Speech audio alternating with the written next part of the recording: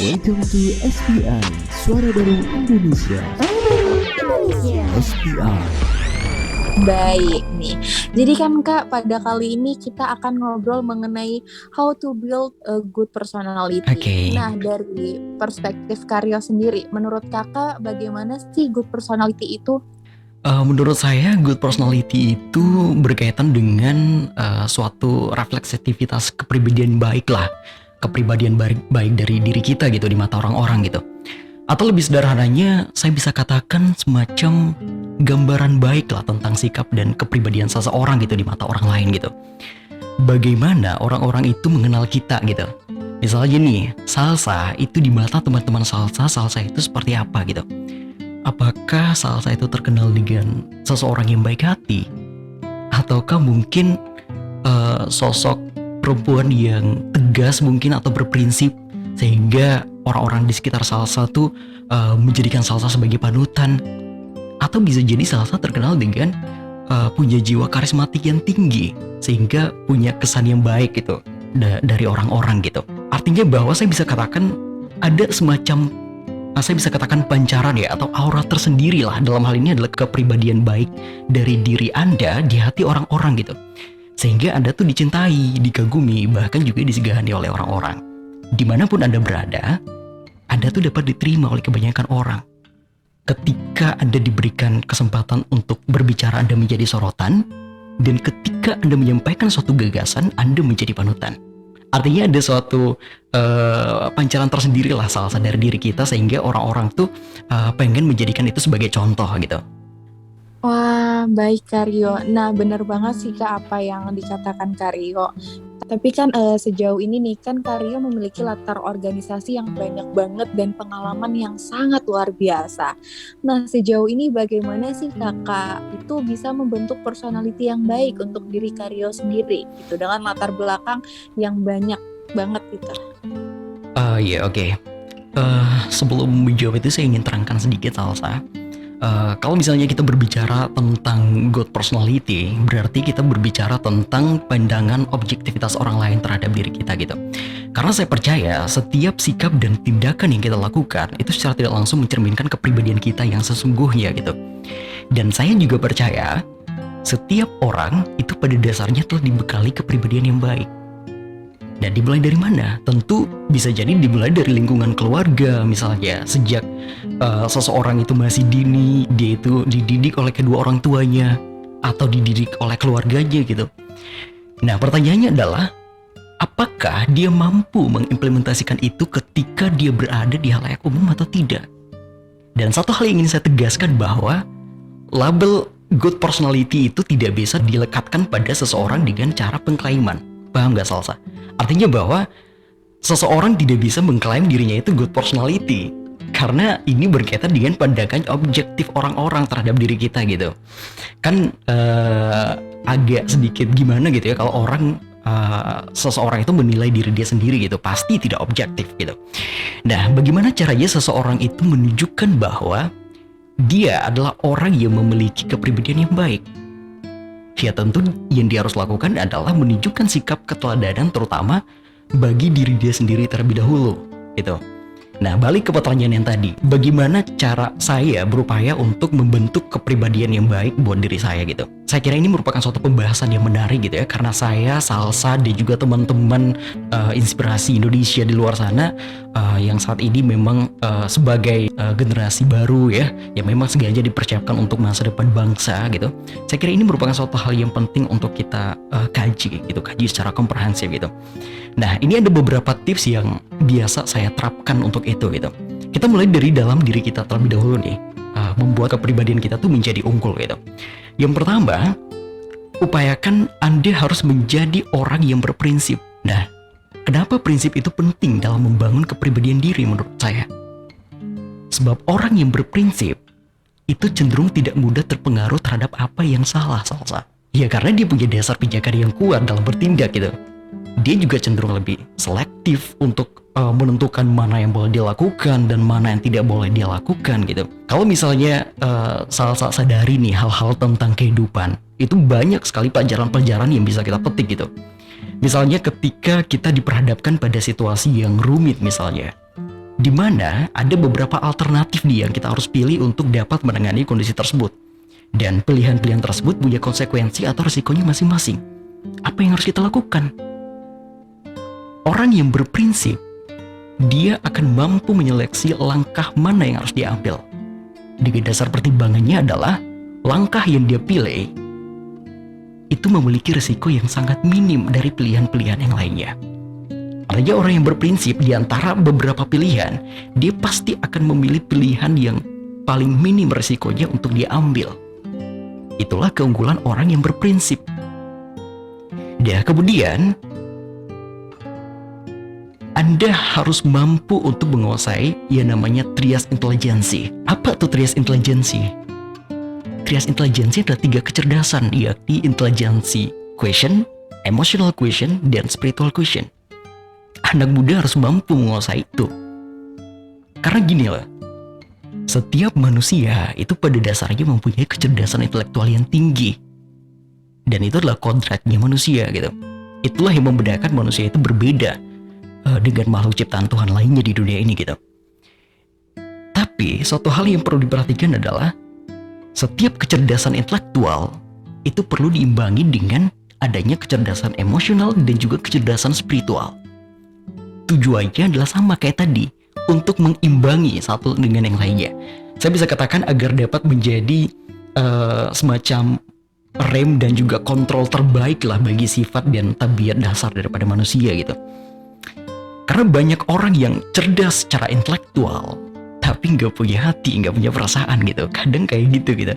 Kalau misalnya Salsa lihat atau Salsa sering temukan di lingkungan kampus misalnya, ada teman-teman yang istilahnya baru baca satu buku aja, sombongnya udah minta ampun gitu, ngeremehin yang lain gitu, ngejatuhin yang lain gitu. Padahal bisa saja orang yang dia remehin itu kecerdasannya lebih dari dia, tapi orang itu biasa-biasa aja gitu. Nah, kasus semacam ini mengingatkan saya pada apa yang diutarakan oleh Umar bin Khattab, salah satu tokoh muslim. Beliau mengatakan bahwa ilmu itu ada 3 tahapan Salsa. Jika seseorang memasuki tahap yang pertama, maka dia akan sombong. Jika ia masuk pada tahap yang kedua, maka ia akan rendah hati. Dan ketika ia masuk pada tahap yang ketiga, maka ia akan merasa bahwa dirinya itu tidak ada apa-apanya. Nah, jadi udah ketahuan kan, orang yang sombong itu tahap keilmuannya itu pada taraf mana gitu, itu udah tahu. Itulah pentingnya Anda harus mampu menguasai namanya trias intelijensi agar bisa memanage, ya, agar bisa mengimbangi antara satu dengan yang lainnya gitu. Ketika kemampuan trias intelijensi Anda udah terapkan dan perbiasakan untuk menerapkan itu pada diri Anda, maka secara tidak langsung yang terjadi adalah cara pikir Anda itu udah mulai berbeda dengan yang lain. Dan satu hal yang ingin saya tegaskan di sini adalah Anda harus perbiasakan punya mindset yang berbeda atau cara berpikir yang berbeda dengan yang lainnya. Karena menurut saya, salah satu parameter untuk menentukan seseorang itu good personality atau tidak adalah seseorang itu punya mindset atau cara berpikir yang berbeda dari yang lain. Itu yang membuat kepribadian Anda itu menjadi unggul di atas rata-rata gitu, maksud saya gitu. Dan bagaimana caranya agar kita itu bisa punya cara berpikir yang berbeda? Ya, Anda harus perbiasakan diri gitu. Ketika ada suatu masalah, Anda harus mampu mengkaji secara komprehensif permasalahan tersebut. Dan ingat, untuk mengkaji itu tidak hanya dari satu perspektif saja. Anda harus berupaya untuk menggali secara mendalam dari sudut pandang yang lain juga gitu. Dengan begitu, Anda akan menemukan berbagai macam alternatif pilihan yang bisa Anda tempuh untuk menangani permasalahan tersebut. Jadi keunggulan jika Anda menerapkan mindset seperti ini, itu banyak sekali. Di antaranya mungkin problem solving Anda bagus ya. Anda punya kepribadian yang unggul bisa jadi. Bahkan Anda disegani oleh teman-teman Anda dan lain sebagainya gitu. Itulah kenapa Anda harus memperbiasakan untuk banyak punya cara berpikir yang berbeda gitu, maksud saya gitu. Ketika dalam sebuah kompetisi misalnya, kemudian Anda diperhadapkan dengan lawan yang super power lah istilahnya kayak gitu lah ya. Kebanyakan orang mungkin beranggapan bahwa untuk mengalahkan lawan atau untuk mengalahkan lawan yang besar powernya kayak gitu, itu kita harus menyiapkan energi dan tenaga yang besar pula untuk menyeimbangi. di sisi lain itu benar. Tapi bagi orang dengan cara berpikir yang berbeda, dia akan mengatakan bahwa untuk mengalahkan lawan yang kekuatannya superpower kayak gitu, selain energi dan tenaga, dia harus menyiapkan taktik dan strategi yang bagus agar energi dia tidak begitu terkuras untuk mengalahkan lawan. Itu contoh Anda menggunakan cara berpikir yang lain dari orang-orang gitu. Misalnya saya dan juga Salsa dan juga teman-teman Duta Inspirasi Indonesia yang saat ini sebagai generasi baru atau sebagai para generasi milenial yang memang sengaja dipersiapkan untuk masa depan bangsa misalnya. Kedepannya itu begitu banyak tantangan yang kita hadapi. Dan orang-orang mungkin beranggapan, kebanyakan orang mungkin beranggapan, kalau misalnya begitu banyak tantangan yang kita hadapi, kita harus mempersiapkan diri untuk menghadapi tantangan itu. Tapi mindset orang yang punya mindset berbeda atau cara berpikir orang berbeda, dia pasti mengatakan bahwa untuk menghadapi tantangan bukan hanya mempersiapkan diri untuk menghadapi tantangan itu, tapi kita harus mempersiapkan diri untuk menghadapi tantangan itu dan menantang balik tantangan itu. That's the logic. Nah, di samping 3 poin yang saya sebutkan tadi, diantaranya ada Anda harus menerapkan prinsip dalam hidup Anda, kemudian Anda harus menguasai kemampuan yang namanya trias intelijensi, kemudian perbiasakan punya mindset yang berbeda atau cara pikir yang berbeda. Ada juga hal-hal lain yang harus Anda terapkan dalam hal membangun good personality buat diri Anda gitu. Yaitu mungkin Anda sering-sering lebih menghargai diri Anda sendiri atau mampu mempertimbangkan setiap langkah yang Anda ambil. Komitmen juga penting. Kemudian Anda juga bisa tingkatkan kedisiplinan pada diri Anda. Kenali kelebihan dan kekurangan Anda. Dan yang paling terpenting adalah Anda harus berbeda dengan yang lain gitu. Jadi orang yang berbeda dengan yang lain. Ada satu cerita yang ingin saya cerita sedikit. Kalau misalnya Anda baca sejarah Mesir kuno, itu terdapat ratu yang memimpin salah satu kerajaan di tanah Mesir waktu itu gitu. Namanya itu Cleopatra 7. Ratu itu terkenal dengan ratu yang sangat cantik dan memiliki kepribadian yang sangat memikat. Bahkan kulitnya itu dikatakan seputih susu gitu. Ia dikenal sebagai seorang politisi perempuan yang terkenal handal pada zamannya waktu itu. Nah, satu hal yang baik dari dia, sekalipun wajah Cleopatra sangat cantik, tetapi dia terkenal dengan sosok ratu yang tegas. Dan bahkan pada saat berbicara dengan lawan politiknya pun, dia itu mampu berargumentasi dengan tepat gitu, dengan suara yang meyakinkan sehingga dia mampu mengalahkan musuh-musuhnya gitu. Dari cerita itu, saya hanya ingin memperlihatkan bahwa betapa pentingnya pembentukan kepribadian diri bagi kaum milenial seperti kita gitu. Iya sih Kak, bener banget. Wah, aku dari tadi dengerin Karyo ngomong, aku sampai bener-bener memahami dan meresapi perkataan Karyo banget nih. Tapi tadi nih Kak ngomong-ngomong, kan good personality itu kan suatu bagaimana seseorang itu menganggap kita, apakah kita seseorang yang baik atau malah sebaliknya nih. Tapi ketika kita sudah mampu, menurut kita sudah mampu nih menjalankan dan menjadi sebaik-baiknya manusia seperti apa yang Karyo katakan tadi, tetapi masih ada aja nih Kak orang-orang di luar sana yang menganggap bahwa kita ini adalah seseorang yang tidak baik atau yang cuma mendisklaimer kita cuma karena beberapa hal nih. Nah, sebagai manusia atau sebagai orang yang mana memiliki personality yang dipandang buruk itu, sebenarnya bagaimana sih Kak cara kita untuk menyikapi itu gitu? Oke, baik. Satu hal yang ingin saya katakan bahwa seperti saya singgung tadi bahwa inilah keunggulan kita itu berprinsip gitu. Kalau misalnya kita berprinsip, hal-hal yang kayak gini kita istilahnya bodoh amat gitu dengan perkataan orang lain gitu.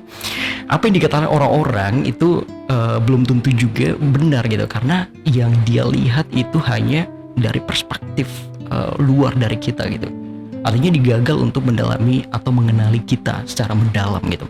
Nah, untuk mengatasi hal tersebut, Anda tidak harus terpengaruh dengan apa yang dikatakan orang-orang, tapi buktikan aja dalam bentuk prestasi gitu. Dengan begitu, Anda tidak perlu mengeluarkan energi yang banyak atau tenaga yang banyak untuk membalas omongan mereka, tapi ada sesuatu hal yang Anda lakukan dan itu punya dampak tersendiri, baik buat diri Anda sendiri maupun punya dampak juga buat mereka yang sering menilai kita yang tidak sesuai kayak gitu. Kadang itu bisa menjadi suatu tantangan tersendiri gitu buat diri kita gitu. Dan kalau misalnya kita punya personality yang buruk misalnya, apakah kita bisa berubah itu menjadi suatu hal yang baik atau bisa mengubah itu menjadi good personality? Pertama yang saya ingin katakan adalah saya percaya bahwa setiap orang itu pada dasarnya telah dibekali kepribadian yang baik. Dan itu sudah saya singgung tadi gitu. Ada salah satu buku yang saya baca karangan Benjamin Hardy. Bukunya itu judulnya itu Personality Isn't Permanent gitu. Dalam buku itu dia menerangkan bahwa kepribadian itu sebenarnya bisa berubah tergantung situasi dan kondisi gitu. Artinya seiring bertambahnya usia dan pengalaman hidup yang Anda jalani, kepribadian Anda itu bisa saja berubah Salsa. Nah makanya itu Anda istilahnya jangan membatasi diri Anda lah dari belenggunya masa lalu gitu. Cobalah Anda untuk berancang masa depan yang Anda inginkan gitu. Dengan cara apa? Ya Anda tentukan tujuan Anda di masa depan. Kedepannya Anda tuh ingin diri Anda tuh bagaimana. Karena kepribadian itu sifatnya fleksibel, bukan tetap. Misalnya nih, Anda adalah orang yang disiplin misalnya. Itu semua terjadi karena memang Anda telah menerapkan kebiasaan disiplin itu dari awal gitu. Sesuatu yang biasa kita lakukan itu secara spontan terus-menerus akan terjadi dengan sendirinya pada diri kita gitu. Oleh karena itu perbiasakanlah untuk melakukan sesuatu hal yang baik. Makanya upayakan untuk selalu mengupdate diri Anda, baik itu kebiasaan, cara pikir, sikap, perilaku, dan lain-lain. Bila perlu saya katakan bila perlu per detik. Caranya gimana? Ya ambil pelajaran dari setiap perjalanan hidup yang Anda lalui gitu. Itu kalau Anda ingin menjadi orang yang benar-benar berkembang gitu ya. Anda tentukan tujuan Anda sekarang. Tentukan suatu tujuan yang benar-benar menginspirasi Anda lah, sehingga itu bisa menjadi suatu hal yang mengubah hidup Anda secara keseluruhan gitu. Nah dari tujuan itu baru kemudian Anda mengembangkan kepribadian apa yang Anda butuhkan dari tujuan itu. Tapi yang saya ingin katakan juga Salsa, dalam menentukan tujuan yang ingin Anda capai di masa depan, jangan terlalu fokus pada pencapaian yang ingin Anda raih gitu. Tapi fokuslah pada perubahan dan perkembangan diri Anda setelah Anda berproses untuk mencapai tujuan tersebut. Wah, iya sih Kak, bener banget. Nah, jadi buat sobat inspirasi yang di rumah, mungkin kalian udah bisa nih dapat satu pelajaran penting dari obrolan dengan Karyo pada malam hari ini. Dan tidak terasa nih Karyo, ternyata kita sudah di penghujung waktu nih. Tapi sebelum itu, mungkin Karyo bisa kasih saran untuk generasi millennials agar terpacu semangatnya untuk build a good personality, atau bisa juga nih kasih closing statement buat sobat inspirasi yang ada di rumah nih Kak. Oke, baik Salsa. Beberapa hal yang ingin saya sampaikan ya sebagai closing statement juga, bahwa kita sebagai generasi milenial harus patut menyadari bahwa betapa pentingnya good personality. Harapan saya sih setelah perbincangan kita malam hari ini ya tentang good personality, semoga mendorong ya para generasi baru untuk terpacu ya, dan lebih untuk menerapkan kebiasaan-kebiasaan baik seperti yang sudah saya terapkan, saya sampaikan tadi dan lain sebagainya gitu. Karena kadang untuk menerapkan suatu hal yang baik seperti itu ada aja tantangan dan juga rintangan yang kita pasti akan hadapi, dan itu pasti ada gitu. Di antaranya mungkin komitmen dan juga konsistensi, itu adalah suatu tantangan yang paling berat sih menurut saya buat para generasi milenial gitu ya. Ya, di sisi lain ada juga di saat-saat tertentu kita juga bakalan bisa lengah ya, sehingga mudah terpengaruh, terpancing dan lain sebagainya.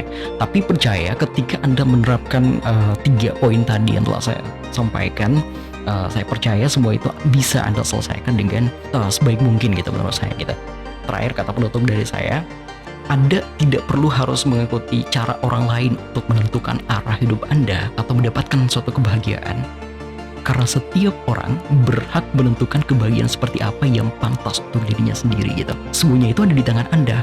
Tergantung diri Anda mau berubah atau tetap seperti itu gitu. Karena setiap orang itu punya kisah perjalanan hidup yang berbeda-beda gitu. Oleh karena itu, berupayalah untuk menjadi yang terbaik versi diri Anda sendiri.